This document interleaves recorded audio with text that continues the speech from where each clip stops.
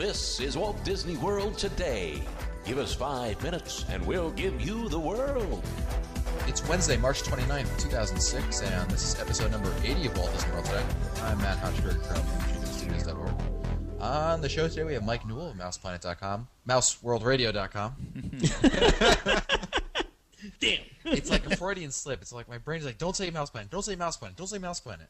MousePlanet.com. Hi, Matt. How are you? I'm outstanding.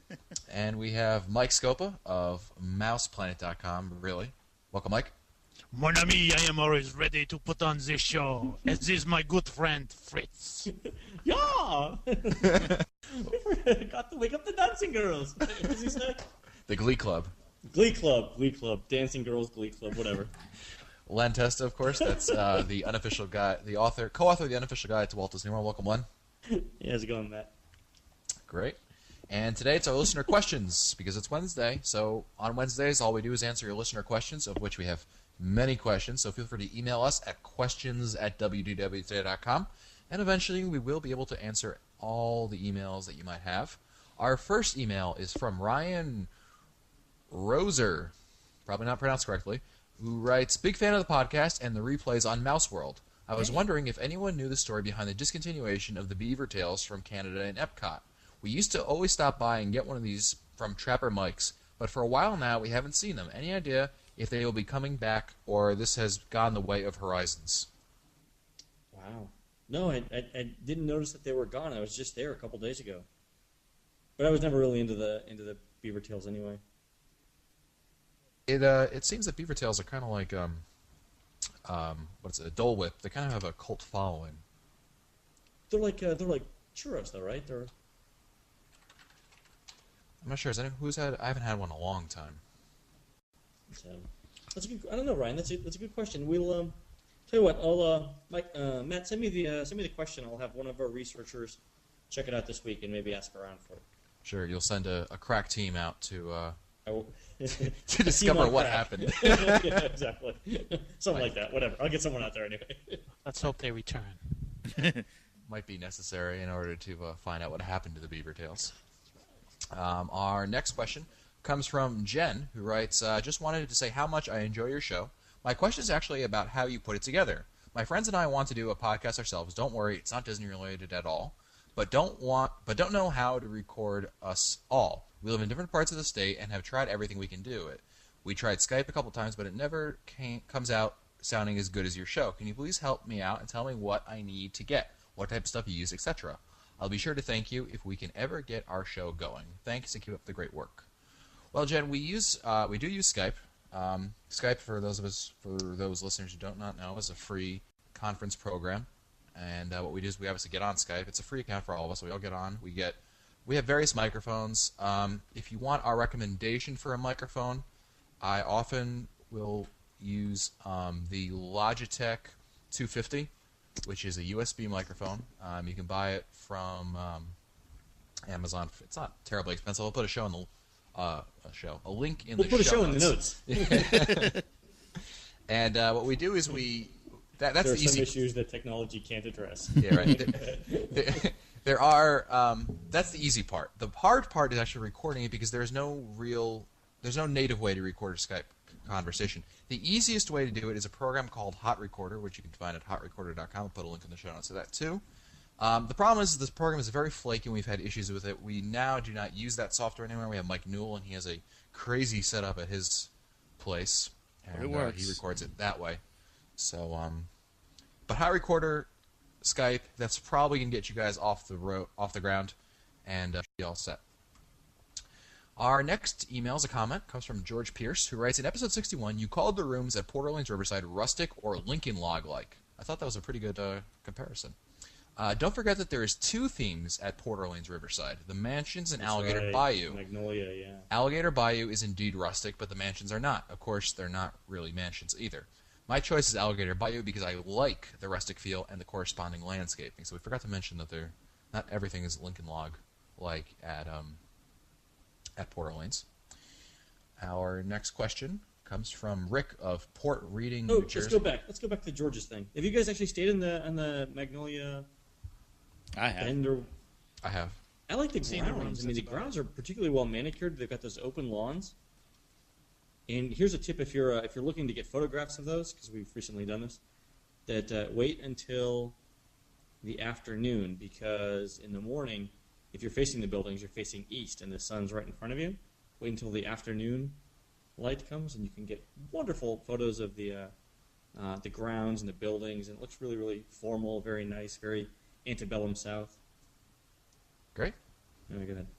Well, Rick from Fort Reading, New Jersey writes, he's got a comment and a question for us. I have just recently joined your podcast, enjoyed very much. I recently purchased a Disney Vacation Club membership, and I'm looking forward to many years of Disney fun with the family.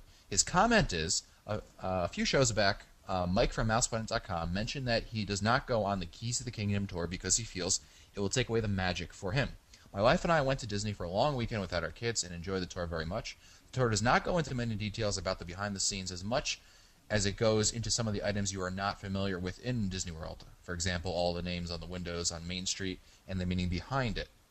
I think because you guys are to Disney, you would even get more out of the tour than we did. I highly recommend the tour to everyone who is interested in learning about the Disney magic. So, there you go, Scopa. You're wrong. Let me say this about that. I think that it's an individual kind of a thing. I appreciate the comments. I have talked with many people who have been on the tour, and I compare what I base my feelings on are those people who I feel are somewhat as nerdy as I am, and the reactions that they had, and I base my belief on those comments that they made, and I just I appreciate the comments, but I don't think I'll ever take it. All right. And Rick's question is, you guys have spent a good amount of time talking about getting a concierge room. I have no idea what that means. Can you explain in detail what a concierge room is and how much more it is compared to a regular room at the resorts? Len, I think that's your particular if someone wants to forte. do a quick lookup of the rack rates while I'm answering the question, that'd be great. I think Mouse Savers probably has the chart. But Rick, essentially, a concierge room gets you a couple of things. One is it's typically a better view room. Like, for example, the concierge rooms there are concierge rooms in the main building of the Grand Floridian. There are concierge rooms in the Hawaii building of the Polynesian, which is centrally located, and one side faces the Magic Kingdom. A couple of things, other things concierge does, I think for most people, is every morning, afternoon, and evening there's a food buffet set out on the concierge level, and you have to have special access to get there. It's encoded on your room key. In the morning, it's typically pastries, coffees. Occasionally, there's hot food items. You can get water, sodas, soft drinks throughout the day there, and that's free with your room. In the dinner, in the evening, the dinner menus vary. The Grand Floridian, last time I stayed there, did not have hot menu items, but I know the Animal Kingdom Lodge and the Polynesian will serve sample items from their dinner menus at the restaurants nearby. So, for example, the Polynesian serves lo mein and other items from either Ohana or the Kona Cafe. Animal Kingdom Lodge will serve stuff from Boma and Jiko. And the benefit of that is if you've got 3 or 4 people staying in your room, oftentimes you can skip breakfast and dinner in the parks and simply eat back at your hotel room. And that's a huge cost savings. Another thing that you can do is, right before you leave the park, leave the hotel for the day, you can ask your concierge for 4 or 5 bottles of water, and they'll give them to you, which is an automatic $2 savings right at the top there. So for me, that's the huge benefit. There's also a smaller benefit in that the concierge can help you get any last-minute dinner or show reservations that you need. But for most people, they've already planned things out ahead of time, and they can do that. My experience with the concierge service itself, like when you actually have a problem with Disney, it wasn't that great. It's not like concierge in any other hotel where they can help you solve problems. They can do a limited number of things. Again, mainly related to show reservations or dinner reservations. Maybe some dry cleaning stuff. Beyond that, though, there's not really a whole lot they do. Scopa? I don't know if you had mentioned this, but the term concierge was coined first Louis XI. And, I just thought I would add that. Someone's looking up Wikipedia. And I just thought I'd mention that. When I think of concierge, I think of a pampering. Basically, it's you're pampered. I have never stayed at a concierge room, so I don't know if Len, do they all have like special key access to them? Yeah, I've stayed Boardwalk, Yacht Club, Contemporary, Poly, Grand Floridian. Well, let me give you Lodge. the rates. These are the rack rates, and I'm going to give you the Wilderness Lodge only because it's the easiest math to do off the top of my head over here.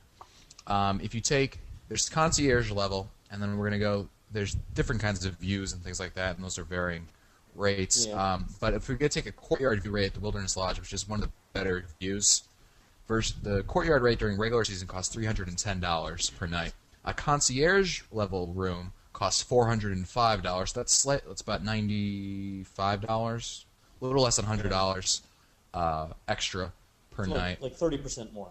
Yeah, it seems to be about give or take around $100 extra. During the value season, courtyard is $260, whereas concierge is $370.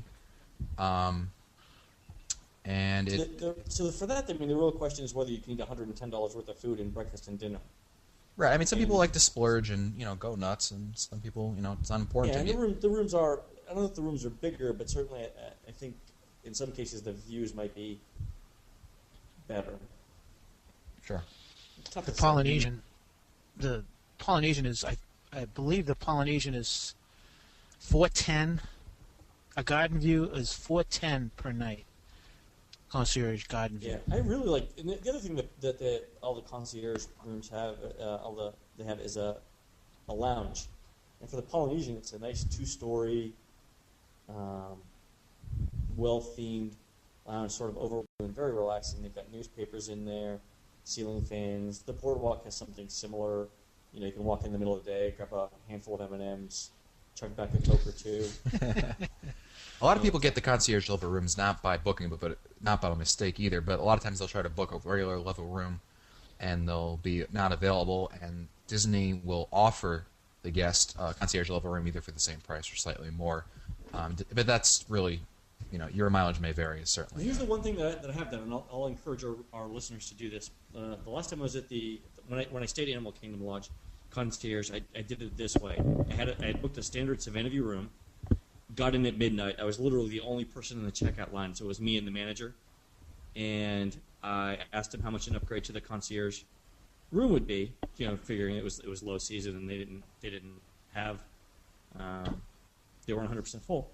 And I think they quoted me something like $250 a night or whatever. And I said, well, how much is it just for the concierge access? I'll keep whatever standard room I have. I just want to grab a couple of Cokes before I leave in the morning. And it's negotiable if you get the right manager. So the manager originally offered it to me for $60 a night.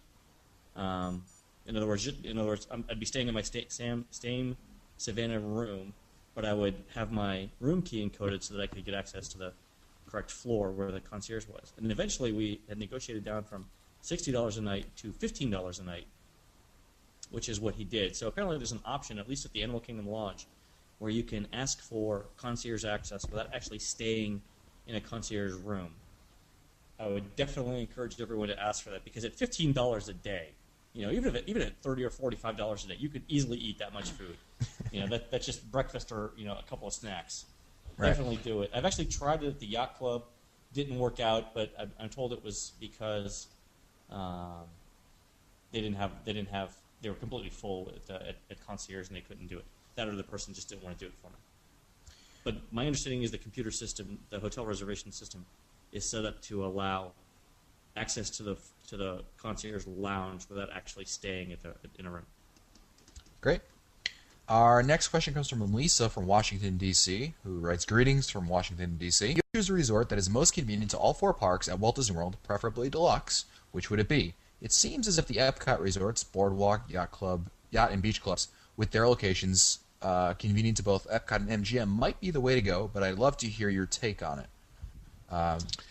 My personal preference is Boardwalk. I like the resort. I think, like you said, it's located to 2 of my favorite parks. I think I spend the most time in those parks, and of course, I think but before everyone gives our answer, I think it also depends on what you're interested in doing.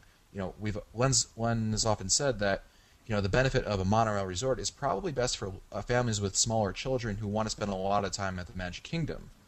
Yeah.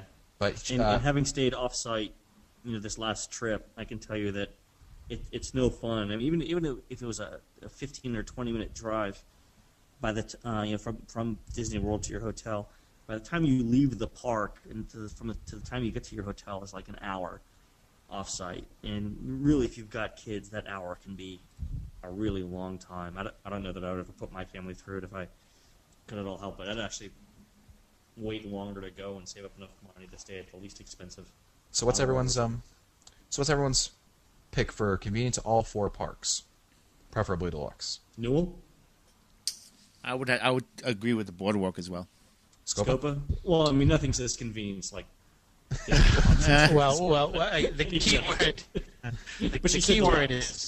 key word is deluxe. Yeah. And when I until think they open deluxe, the spa there, Right. Exactly. Until they operate the hot tubs at Scopa Towers, I got to go with Polynesian because of the proximity to the TTC.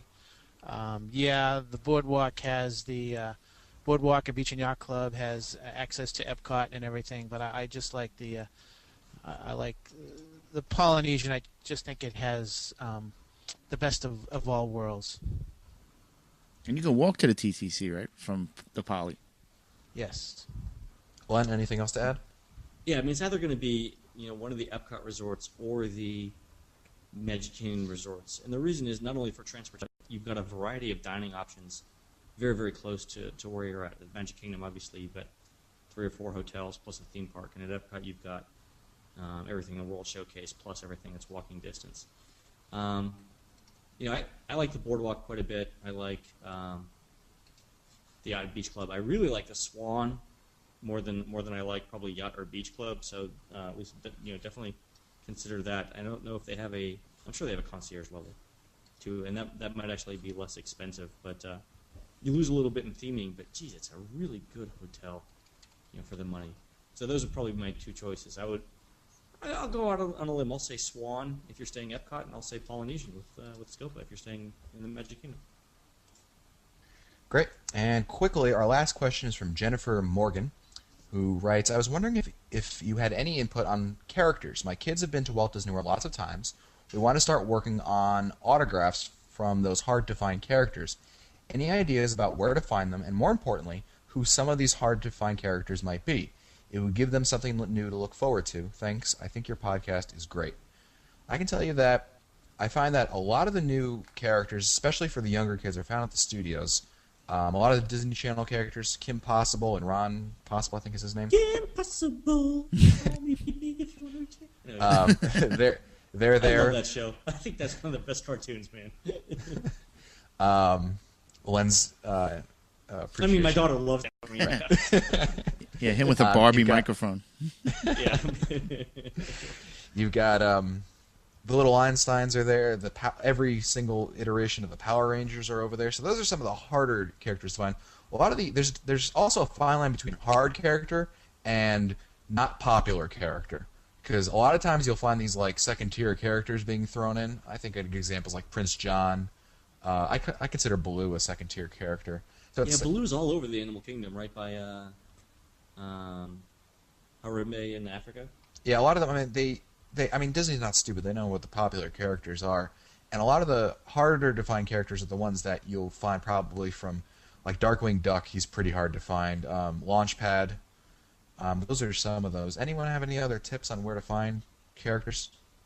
In MGM, usually you can find the soldiers from Toy Story right around the side of the Muppets, right next to the old Hunchback of Notre Dame Theater. I know that in Tony's Town Square, you can usually find Alice, and sometimes you can find Peter Pan in Town Square.